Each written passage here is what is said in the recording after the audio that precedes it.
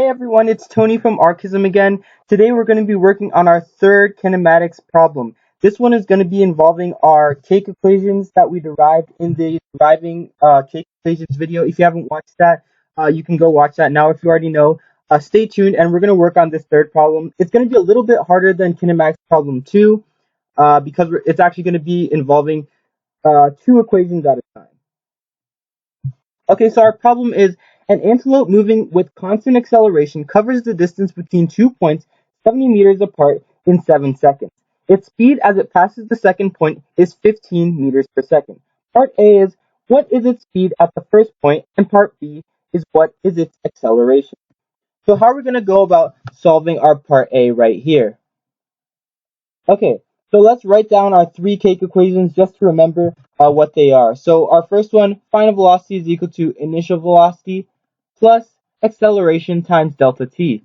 Our second one, delta x is equal to velocity delta t plus 1/2 a delta t squared. And our third cake equation is final velocity squared plus initial or equals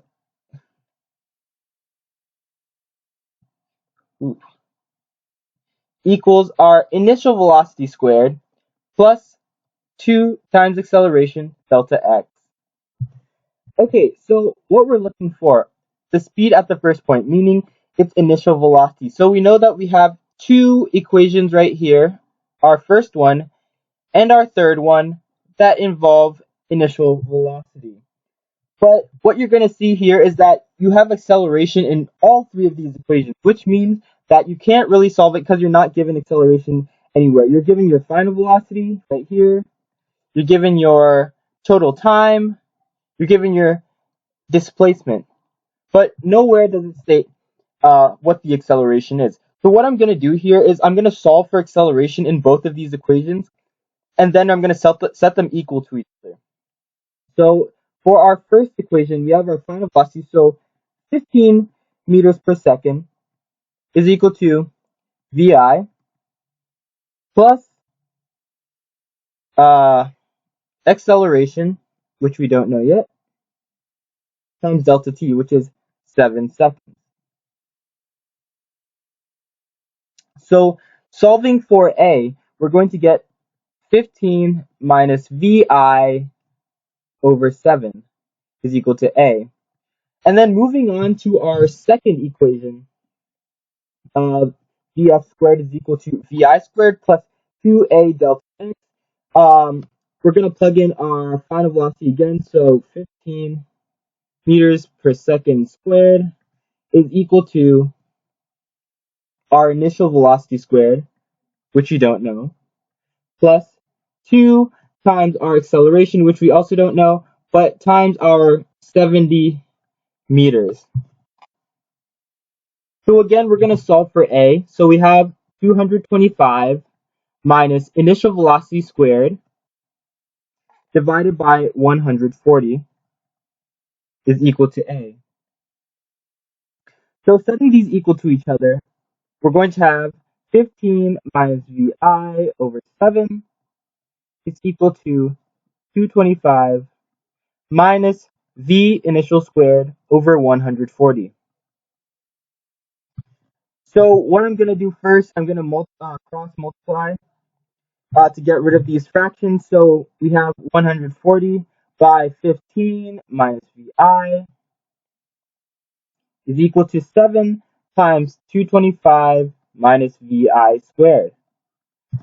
And to avoid having to multiply a lot, I'm actually going to divide 7 by both sides. And then on the left side, I'm going to have 20 by 15 minus vi is equal to 225 minus vi squared. So just looking ahead here, you see that we're going to be solving for vi, and we have our squared term here. We have an unsquared term on this side, and we have our constant term, which means that we're probably going to end up having to do a quadratic equation. So multiplying it out, we're going to get 300 minus 20 vi is equal to 225 minus vi squared. So just subtracting 225 from both sides, we're going to have and then adding vi squared to the left side in order to get this all into our ax squared plus bx plus c form. We're going to get a final form of vi squared minus 20vi plus 75 is equal to 0. So just factoring this, you can see that the factors of 75 going to 20 are going to negative 20 are going to be vi minus 15 times vi minus 5 equal to 0.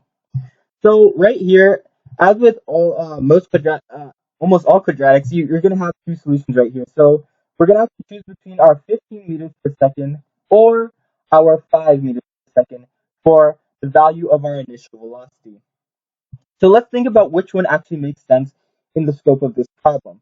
So right here, we know that this antelope is going to have a constant acceleration. And then at the second point, as I circled before, it's going to have a final velocity of 15 meters per second. So just looking at this problem, since we know that we have acceleration, we know that the velocity at our initial point should actually be either more or less than this point right here. And we know that it's not going to be 15 meters per second because this makes sense.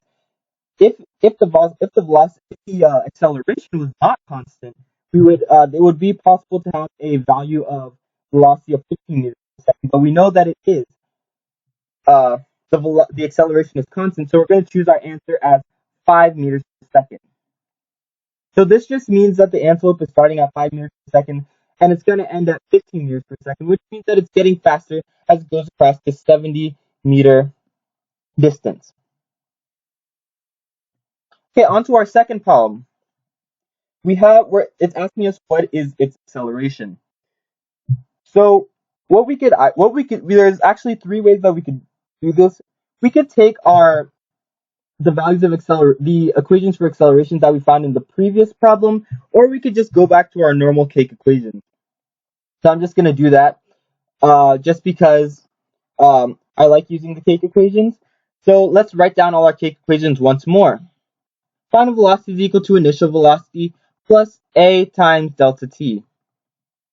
Delta x is equal to v delta t plus 1/2 acceleration delta t squared.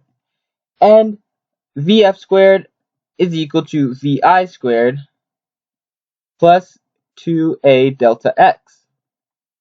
So just looking at this problem, I know that I have my final velocity, and then I know that my vi is actually going to be equal to 5 meters per second, as we found in the previous part A. So easily, I'm just going to plug that in to our first cake equation. So 15 meters per second is equal to our initial velocity of 5 meters per second plus acceleration times delta t, which is going to be 7 seconds once again. So when you subtract 5 from both sides and divide by 7, what you're going to get for your acceleration is going to be 1.429 meters per second squared. And there is our acceleration. Again, guys, if you have any questions, please email us at archismgroup@gmail.com. And as always, like, subscribe, and thank you for watching. I'll see you next time.